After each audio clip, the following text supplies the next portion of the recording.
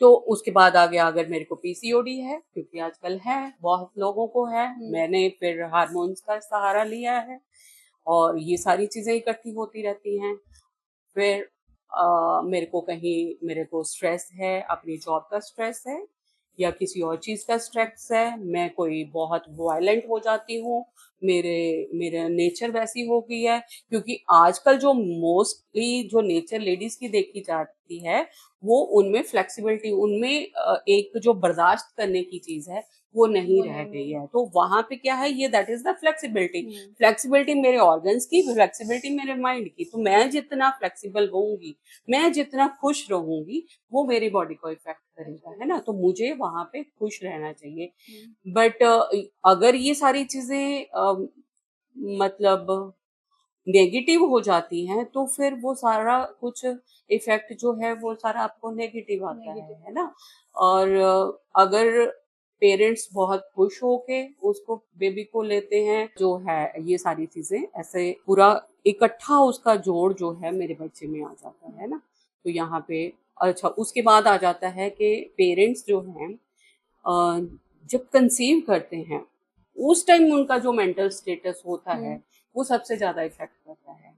अगर अगर उनका जो है दे आर इन, मतलब उनका जो एक पर्पस सिर्फ है बच्चा पैदा करना, तो उनका अलग से माइंडसेट होता है। अगर यहाँ पे अगर वो हो जाता है कि हमें पता नहीं चला, तो वो चीज है कि वो एक्सीडेंटल हो गई है ना।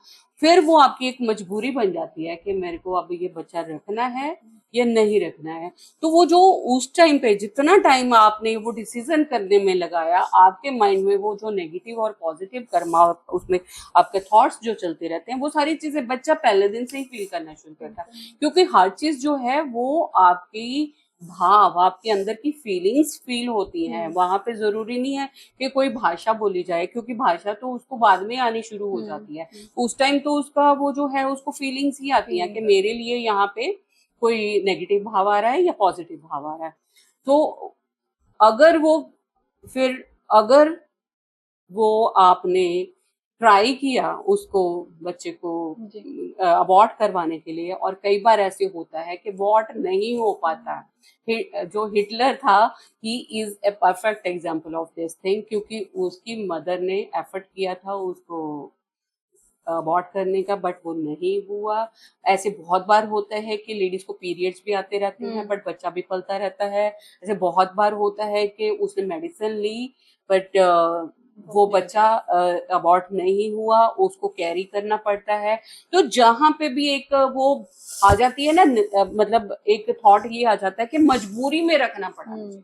वो जो मजबूरी है, वो जो एक उस प्राणी में जाता है, that is the negative Karma of the parents, कि वो बच्चे को नेगेटिवली कैसे इफेक्ट करते हैं। तो उसका माइंडसेट आप देखोगे, जितने भी क्राइम पेट्रोल, मैं क्राइम पेट्रोल इसीलिए देखती थी क्योंकि मुझे माइंडसेट देखना होता है कि किसी ने अगर कुछ किया तो उसमें से कहाँ से वो भाव आ रहे हैं। वो क्योंकि वही सारी चीजें हमारी बीमारियों में भी हम लोग देखते हैं कि बच्चे ने क्या सफर किया है कि उसमें जाके वो मैनिफेस्ट होती हैं।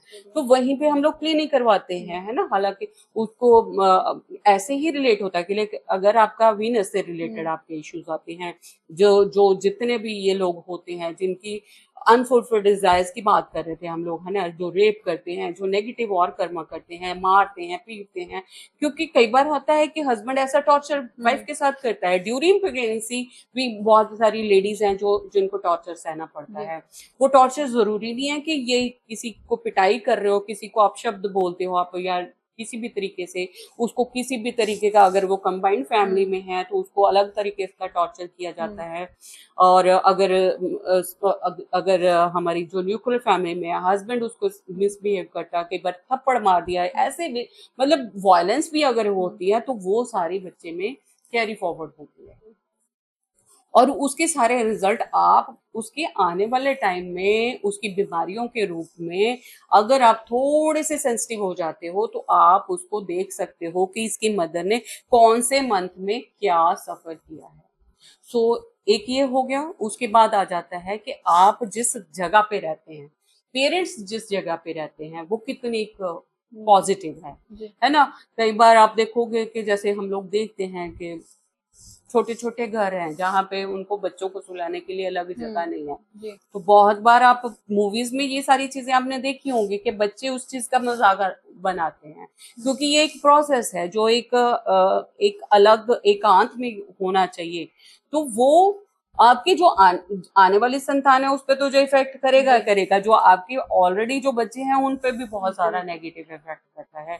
वहाँ की जो उसकी वाइब्रेशंस कैसी हैं, वहाँ पे पॉजिटिव कितनी है, वहाँ पे आपका, क्योंकि बहुत बार ऐसा देखा है एक ही जगह है, वहीं पे यूरिन है, वही नजदीक ही किचन है, एक एक रूम के जितने, तो वहाँ पे आप क्या है ना एक्सपेक्ट करते हो। तो ये सारी चीजें हैं जो हम लोग देखते हैं कि नेगेटिव नेगेटिव नेगेटिव एक्यूमुलेट होता रहता है और वो सारा मैनिफेस्ट होता है बच्चे में जाके। ठीक है।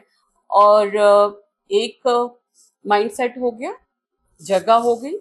तीसरा जो इसमें बहुत इम्पोर्टेंट है वो हम लोग, मुझे लगता है अगले उसमें लेते हैं, थोड़ा लंबा हो जाएगा नहीं तो नेक्स्ट उसमें ले लेते हैं कि पोजीशन, उस टाइम पेरेंट्स की पोजीशन कैसी होनी चाहिए जो बच्चों को बहुत सारी बीमारियों से बचाती है।